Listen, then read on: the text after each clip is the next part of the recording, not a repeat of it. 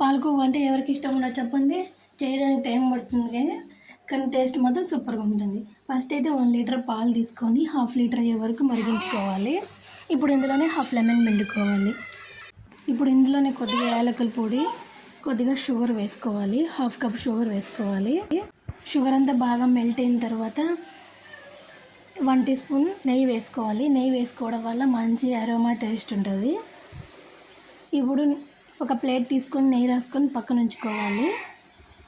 ఇప్పుడు పాలు కూడా దగ్గరికి అవుతున్నాయి కదా, మంటని సిమ్లో ఉంచుకొని కంటిన్యూస్గా కలుపుతూ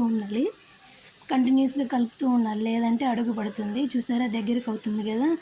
ఇప్పుడు నెయ్యి రాసుకున్న ప్లేట్లోకి తీసుకొని చల్లార్చుకోవాలి.